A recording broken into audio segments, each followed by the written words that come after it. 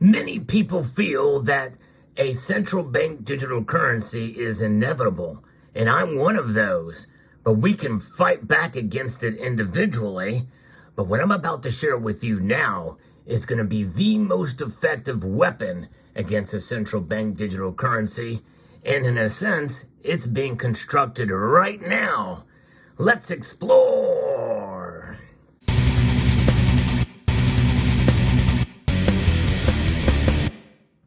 A central bank digital currency.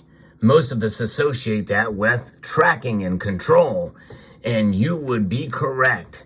That is a correct assessment because that's the ultimate goal of a central bank digital currency amidst all of the benefits of instant transactions, which is what FedNow is propagating as it's being implemented, which is the groundwork, the framework for a central bank digital currency that has been and is being explored and researched and tested right now in the United States of America. But there are weapons against it. And I'm going to tell you how you can fight back personally, no matter what happens, no matter what I share with you next, you can still fight back against a central bank digital currency. And the answer is right on your screen here. And I'll explain a little bit more about these coins here later in the video. Nonetheless, what's going on? Well, there are legislative activity happening across the United States. I'm not hearing too much about this type of thing happening in other countries or states in other countries happening, or provinces and the like, or districts. But here in the United States, there is a concerted effort, I would even say a coordinated effort, to make gold and silver money again. That's right. The United States Constitution in Article 1, Section 10 delegates gold and silver to be money, to be actual currency, legal tender for all transactions. The history of money in the United States is quite fascinating, but there has been experiments with paper going all the way back to the Revolutionary War that have failed miserably. We are now in the Federal Reserve fiat system, and all nations around the world have fiat currencies, no matter what. There are some countries like Zimbabwe who are pushing for a gold standard, but are not there yet, but are making active moves. But here in the United States, individual states, and some commonwealths are making moves towards removing taxes at the very least, and at the very most, what's going to be happening or what's being proposed in 2 states right now. In the latest news, in the sound money revolution, what I call it, or precious metals revolution, and in Salt Lake City, Utah has been the champion of sound money legislation since 2011. They are in the process now, after just passing a bill that would create for the state to invest a portion of funds in certain budget reserve accounts in precious metals. That would set a foundation for Utah to achieve more financial independence and to take a small step towards undermining the Federal Reserve's monopoly on money. Representative Ken Ivory introduced House Bill 348 on the 19th of January. Under the bill, the state treasurer would be authorized to invest up to 10% of certain funds in silver, gold, platinum, copper, or palladium. That's right, copper too. The state disaster recovery restricted account, which would be part of the money would be used for, and the general fund budget reserve account, the income tax fund budget reserve account, and the Medicaid growth reduction and budget stabilization account, all very important accounts. It would all require the treasurer to conduct a study analyzing the role of precious metals and augmenting, stabilizing, and ensuring the economic security and prosperity of the state, the families and residents of the state, and businesses in the state. It would allow the state of Utah to shield its assets and hedge against a rapidly depreciating Federal Reserve notes. Folks, that's inflation. Inflation is what has been the bear, and that's been part of the impetus for a lot of these states making this move in the direction that they are. Because right now we are having consumer price index, headline, and core inflation at odds with each other.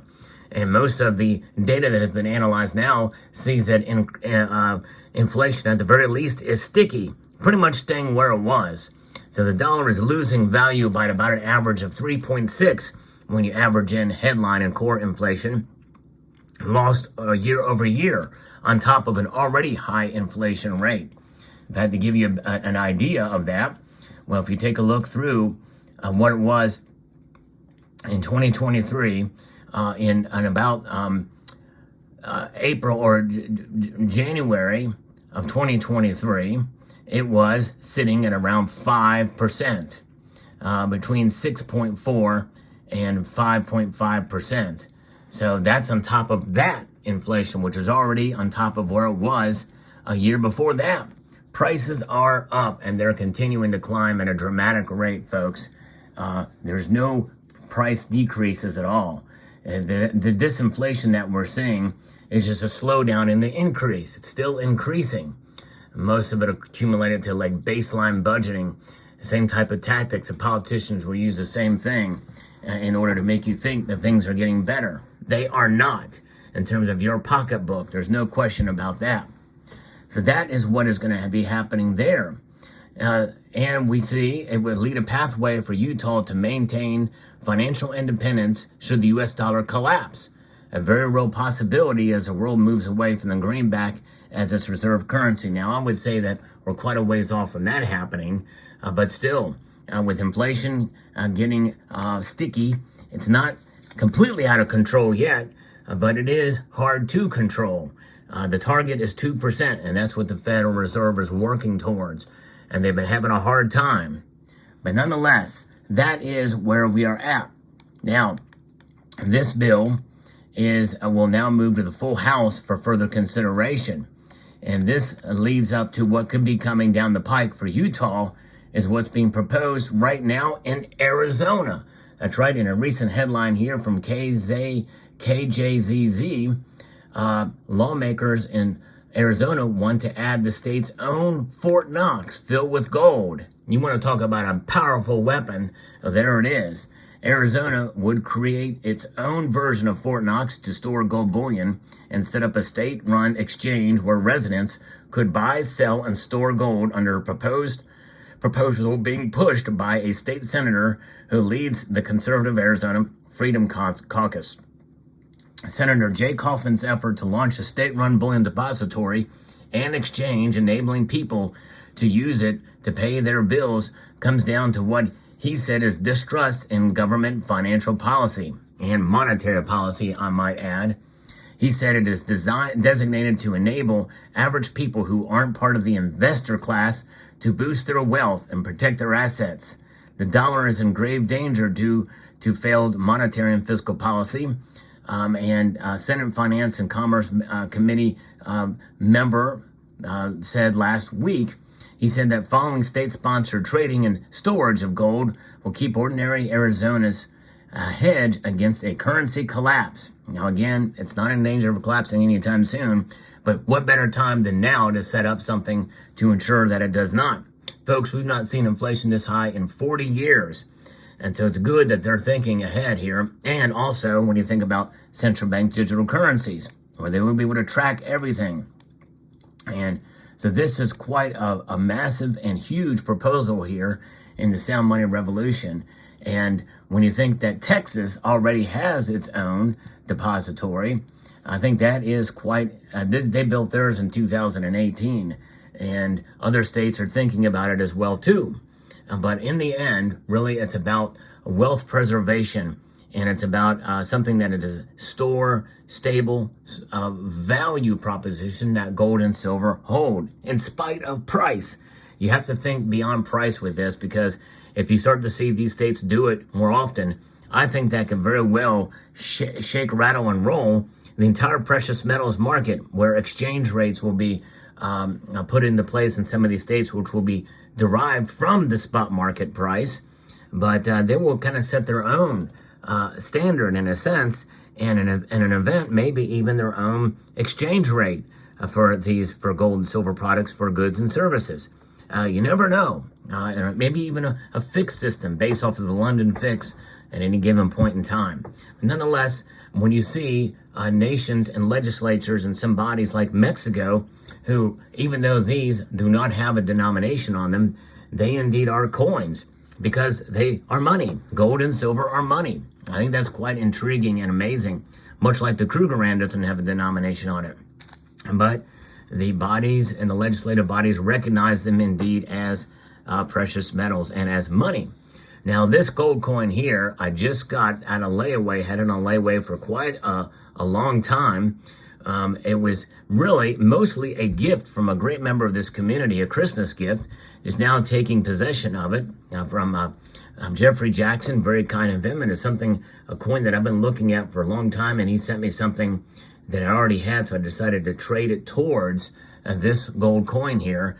And so that is very kind of him, and I'm now able to display that there after finally paying it off and trading some other things towards it.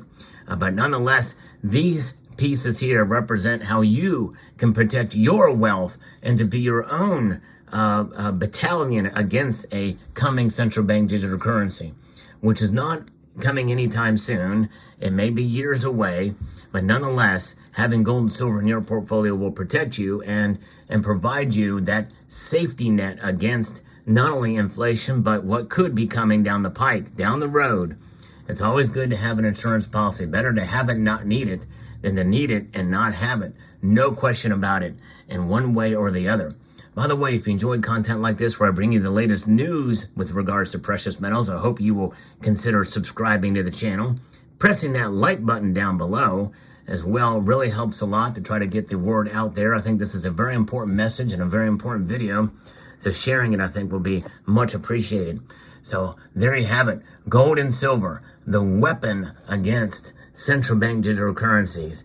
And they're happening around the world already too, as central banks themselves that propagate a central bank digital currency, they themselves are protecting themselves from the very thing that they have created, like China, for instance. Kind of ironic, is it not? But let me know what your thoughts are in the comment section down below. I hope you found this video informative, insightful, and educational. Would like to extend a multitude of gratitude to you all for taking the time to watch and to encourage you to please rate, share, comment, and subscribe.